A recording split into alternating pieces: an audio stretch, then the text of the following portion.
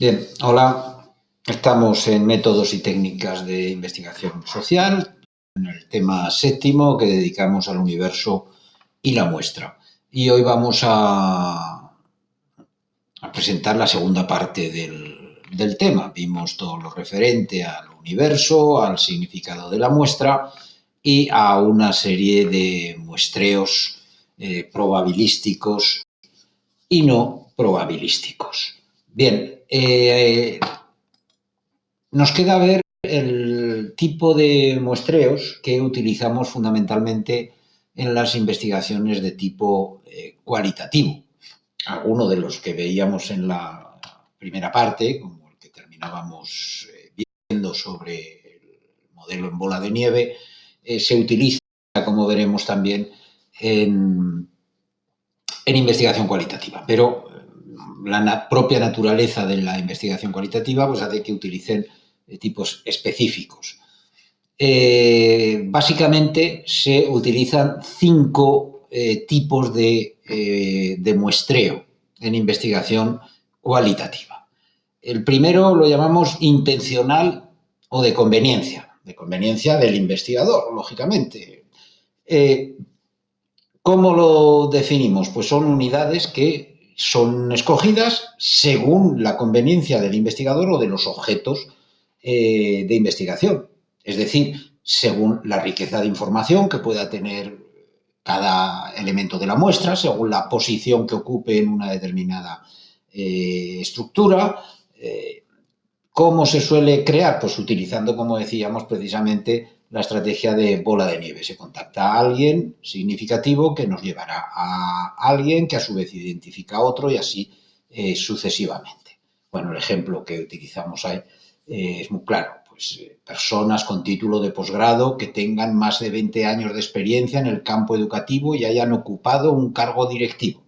Porque estamos analizando pues la eficiencia de un sistema de formación ocupacional o de formación profesional, etcétera. Y estamos buscando, por tanto, alguien que conozca realmente el ámbito que vamos a investigar. Un tipo de muestreo muy distinto es el que llamamos de casos extremos. ¿Qué significa esto? Esto, cuando, pues intentamos analizar las fronteras o los límites de la acción social sobre lo que es admisible o no admisible, por ejemplo, en determinados comportamientos, pues se utiliza este sistema. Lo que se seleccionan es aquellos casos que expresan de alguna manera los extremos del rango de una variable. Bueno, pues si estamos haciendo una investigación sobre consumo de alcohol, por ejemplo, pues el porqués de determinados consumos, y pudiéramos tomar pues alguien que no bebe absolutamente, que es abstemio, que no bebe alcohol, y alguien que, tiene bastantes episodios de borrachera a lo largo del mes o a lo largo del periodo determinado. Queremos contrastar que sienten, cómo actúan, cómo se comportan esos dos extremos, digamos.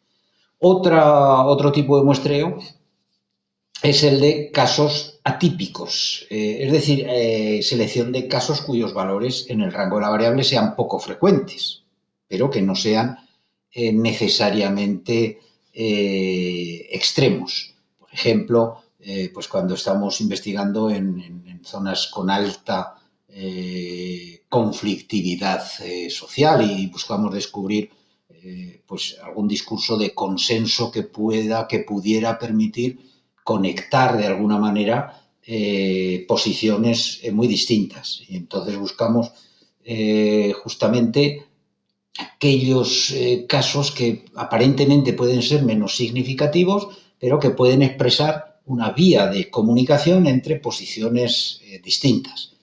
Pensemos que cuando estamos haciendo investigación cualitativa estamos investigando significados que hay detrás de determinadas acciones, no estamos midiendo las acciones, ni siquiera midiendo las actitudes, sino estamos intentando comprender esas actitudes, esas acciones que hay detrás de esas acciones. ¿De acuerdo?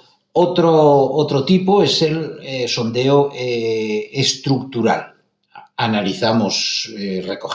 Seleccionamos los individuos de la muestra en virtud de posiciones, determinadas posiciones que están conectadas dentro de una estructura o una cadena de decisiones. Si estamos analizando, por ejemplo, problemas de comunicación en una determinada organización, en una determinada estructura, si estamos analizando dentro de un sistema institucional pues estructuras jerarquizadas que se generen o que se produzcan o que existan en determinadas organizaciones, etcétera. Y, por tanto, seleccionamos casos de los distintos niveles de la jerarquía.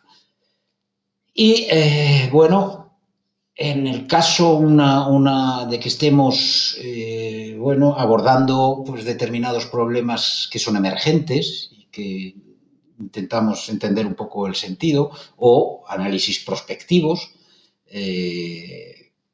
veremos pues, para determinadas tipos de encuestas prospectivas como el modelo Delphi, que veremos en su momento, pues se utiliza lo que algunos autores llaman la muestra de casos críticos, que lo que hacemos es seleccionar casos que puedan servir de referencia lógica para el resto de la población en relación con un tema, para entender un determinado tema emergente. Pues bueno, para algunos que estáis analizando profesiones nuevas vinculadas a Internet, pues seleccionar unos bloggers conocidos o unos Instagramers famosos, etcétera.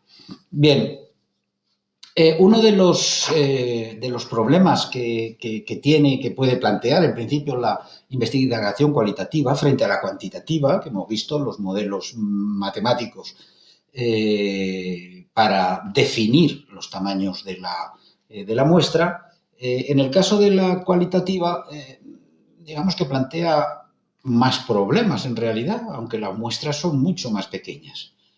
El número de entrevistas que hay que realizar,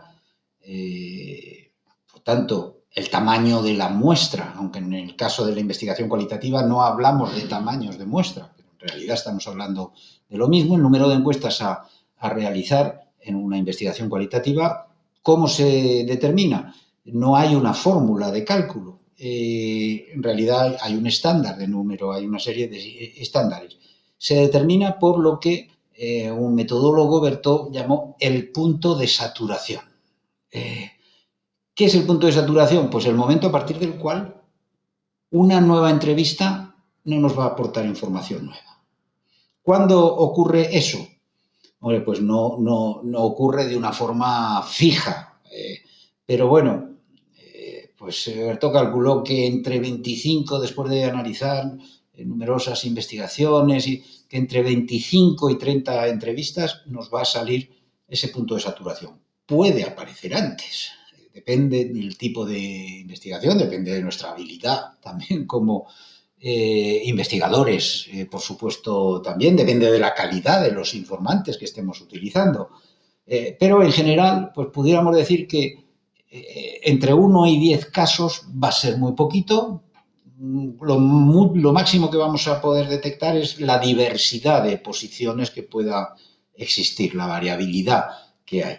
Entre 11 y 15, bueno, pues se empiezan a entender qué hay detrás de esas pautas estructurales que están detrás de determinados comportamientos, de determinadas acciones. Entre 16 y 25, pues ya tendríamos claras esas pautas, las entenderíamos, y a partir de ahí pues empezaría ese punto de saturación. ¿Por qué hay? Porque vamos a encontrarnos mucha redundancia en el conocimiento, es decir, que se repiten y se repiten ya demasiadas frases, demasiadas opiniones, demasiadas historias, demasiadas perspectivas subjetivas que son iguales unas a otras.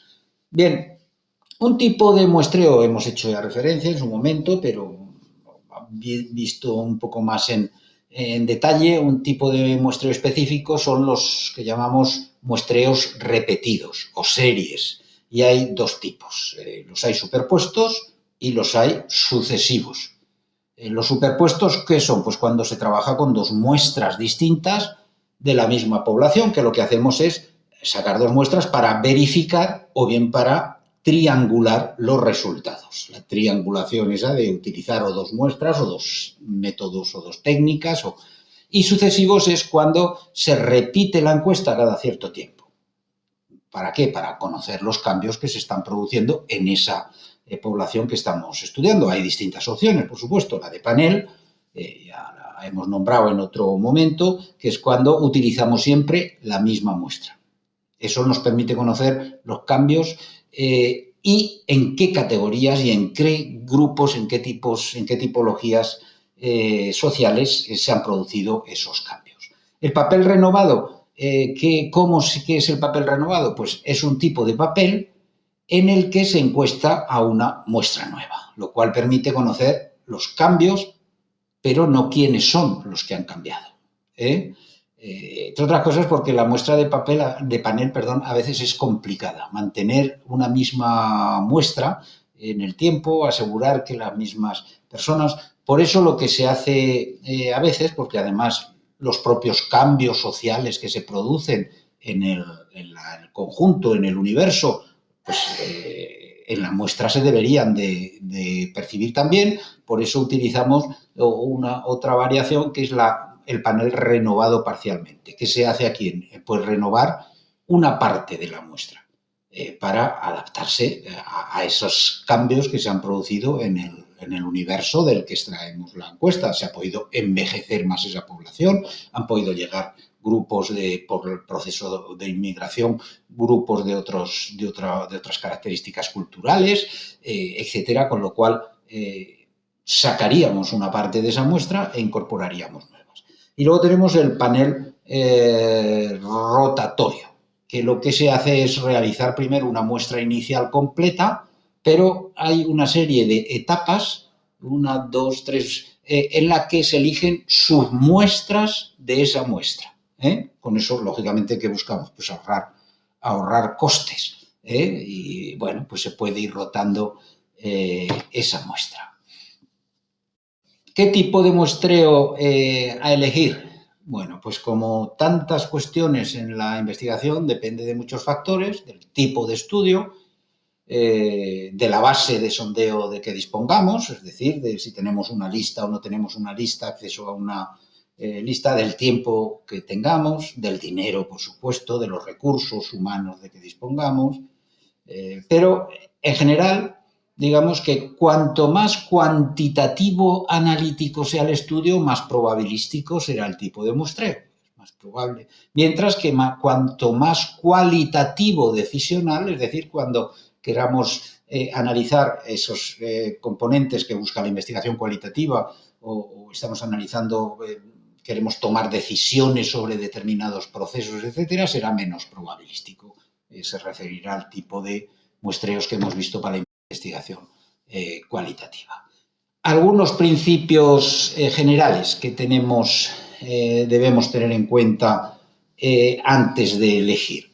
Bueno, pues si nos interesa conocer las características de la población clasificadas por categorías, por sexo, por edad, por estudios, tenemos que utilizar una muestra estratificada para que podamos atender a esas categorías. Si estudiamos una población que está muy dispersa en el territorio y de la que nos interesan más visiones de conjunto o de los grupos que de los individuos, utilizaremos una muestra por conglomerados. Si queremos hacer un estudio del cambio a lo largo del tiempo en un determinado colectivo o en un grupo social, pues una muestra de panel. Si solamente queremos conocer el impacto de un hecho de forma inmediata, algo que ha aparecido y no tenemos tiempo, recursos, pues utilizaremos una muestra accidental, una muestra de casos críticos. Si no conocemos la estructura de la base de sondeo, una muestra por cuotas. Si queremos hacer un estudio en profundidad de un tema específico, para lo que solo nos interesa entrevistar a las personas más representativas o que mejor conocimiento tengan del tema, pues utilizaremos la muestra estructural o bien la intencional mediante ese mecanismo para la búsqueda de los casos de la bola de nieve. Bien, un aspecto estrechamente relacionado con la muestra, no estrechamente relacionado, sino que es un componente del diseño de la muestra, es el error muestral y, por tanto, el tamaño de la muestra, la definición del tamaño de la muestra. En realidad, esta es una cuestión, pues vuelvo a decir que, bueno, supone que tenéis ya manejado a través de la estadística, que lo que vamos a hacer es pues repasar un poquito, porque es importante repasarlo justamente cuando hablamos de muestras. Bien, el error y el tamaño están estrechamente relacionados. Podemos seleccionar un tamaño de muestra y calcular el error que le corresponde. O inversamente, podemos fijar el error admitido y calcular a partir de ahí el tamaño de la muestra, que es normalmente el camino que se suele hacer. ¿Por qué? Porque la fórmula matemática de la muestra deriva de la del error. El error está en relación con el universo del que se saca la muestra. ¿Qué entendemos como el error? Pues la divergencia que hay entre los resultados medios, entre la distribución, digamos, normal, obtenidos con la muestra en relación con alguna variable y los existentes en el universo. Cuanto más alejados estén esas curvas, pues el error será mayor. Naturalmente, solo podemos conocerlo ese error, por tanto, si calculamos la media del universo respecto de alguna variable y la media de la muestra respecto de esa misma variable y comparamos la divergencia. Por tanto, debe ser posible hacer ese cálculo de ambas. Como eso no es posible habitualmente, pues vamos a determinar un error de tipo genérico por métodos estadísticos, que sea válido para todas las muestras posibles del mismo universo con el mismo tamaño. El error, por tanto, nos indica la amplitud máxima del intervalo en el que están comprendidos los resultados reales del universo en relación con los obtenidos con la muestra. ¿Qué significa esto? Pues que cuanto más pequeño sea el error, pues debemos esperar una mayor precisión. Seguimos. Bien, ¿cuál es el fundamento matemático estadístico del error y la muestra? Bueno, pues los tenéis aquí, tenéis en las siguientes las fórmulas para que repaséis de estadística. No hay que olvidar ese background, ya lo sabéis, que en el caso de las muestras hacemos una distinción en función del tamaño de los universos, de la amplitud del universo. Entonces hacemos una distinción entre universos de más de 100.000 unidades y de menos tamaño. A los universos de más de 100.000 unidades, pensemos, por ejemplo, en la población de Extremadura o en la población de Badajoz, que vamos a encuestar a toda la población de Badajoz. Pues estamos hablando de universos infinitos. A partir de 100.000 unidades hablamos de universos infinitos. Y la fórmula es distinta que cuando utilizamos poblaciones de menor tamaño de 100.000. Entonces hay que introducir, a esas las llamamos poblaciones finitas. Y hay que introducir un factor de corrección para establecer el tamaño del universo y el tamaño de la muestra. En el caso de muestras estratificadas, en realidad, ¿el error cómo lo calculamos? Pues calculando el error que tiene cada uno de los estratos. El error es la media ponderada del error de cada uno de esos estratos. Normalmente, en estos casos, en los estratos, cuando utilizamos estratos, estamos acercándonos más, de alguna manera, a la realidad del universo, porque hemos tenido en cuenta las distintas características, con lo cual ese error va a ser más bajo porque es la media ponderada de los errores. Para el tamaño de la muestra, que está estrechamente relacionado con el del error, lógicamente, son como la cara y la cruz de las fórmulas, pues ahí tenéis la fórmula para una población infinita y para una población finita, de menos de 100.000. Factores que van a condicionar este tema? Pues bueno, pues en primer lugar, el error de muestreo va a ser inversamente proporcional al tamaño de la muestra. Lógicamente, cuanto más pequeña sea la muestra, mayor será el error y viceversa. Cuanto menor error queramos tener, mayor tamaño tendrá que tener la muestra. El nivel de confianza exigido, al contrario, será directamente proporcional. Cuanto mayor sea la muestra, mayor será el nivel de confianza. Lo mismo con la varianza. Y ya hemos dicho que la amplitud del universo, que sea finito o infinito, pues cambia también. ¿De acuerdo? Vamos a ver por qué no me permite llegar a la... Aquí está. Bueno, en cualquier caso, más allá de las fórmulas matemáticas que en estadística se utilizan para el cálculo de la muestra o para el cálculo del error sobre la muestra que hemos podido realizar, o sea que en qué orden se hace ese cálculo depende, o sea, si nosotros vamos a calcular, saber cuántos individuos tenemos que seleccionar, pues tendremos que calcular el tamaño de la muestra en función del error que queramos tener. Si nosotros ya hemos tenido acceso a una serie de individuos, de casos a estudiar, es decir, si ya tenemos la muestra, tendremos que calcular a posteriori el error que tiene esa muestra para ver la validez que tiene, etc. Bien, pues decía que en cualquier caso, más allá de esas fórmulas matemáticas, en realidad hoy en día no necesitamos, pues igual que utilizáis la calculadora para todos los efectos, pues tenemos herramientas, aplicaciones que nos permiten hacer ese cálculo de la muestra de una forma más simple y automática. Aquí os pongo un enlace a dos herramientas. Una es lo que se llama una calculadora de muestras.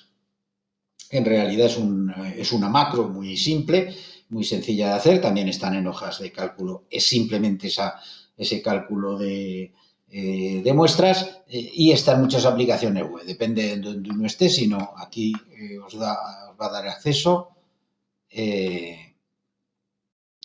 a, por ejemplo, pues eso, es un servidor de encuestas, SurveyMonkey, donde se pueden hacer encuestas, puedes crear una cuenta para hacer encuestas gratuitas o de pago, depende del tamaño, lógicamente, que sea. Bueno, pues aquí tenemos una pequeña aplicación para hacer el cálculo de la muestra. Nosotros tenemos 123.000, vamos a poner una muestra finita, 98.000, una población de 98.000 personas.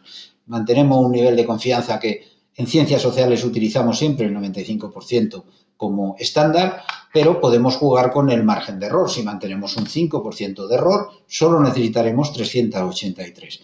Pero tenemos un error bastante amplio, porque significa que si de alguna categoría o de alguna variable nos dice que algo es el 2%, pues un margen de error del 5% significa que puede ser lo mismo un 2 que un 7 que un 0. Por tanto, es bueno, solemos trabajar con márgenes de error de 3. Fijaos cómo cambia de que sea de 5 a que queramos tener simplemente un 3, o sea, subir, perdón, a un 3%, se triplica el tamaño de la muestra. O sea, que pequeños aumentos en el margen de error, que es en realidad disminución, quiero decir, implica aumentos enormes en el tamaño de la muestra. Hay que tener en cuenta eso. Bien. Y aquí lo que tenéis es acceso a través del campus virtual pues a una hoja de cálculo que en realidad es una colección de hojas de cálculo con macros que he ido recopilando y que permiten hacer cálculos más sofisticados de la muestra o inversamente calcular el error de una muestra determinada, etcétera. ¿Cómo la vamos a ver la práctica en clase? Pues no hace falta que nos conectemos ahora. Bien, y con esto terminamos la exposición del tema 2, del que pues veremos en clase, haremos una serie de prácticas. ¿Qué le pasa a esto? Bueno, pues haremos una serie de prácticas en clase, con lo cual es necesario realmente haberse visto previamente el tema. Espero que lo hayáis visto. Hasta luego.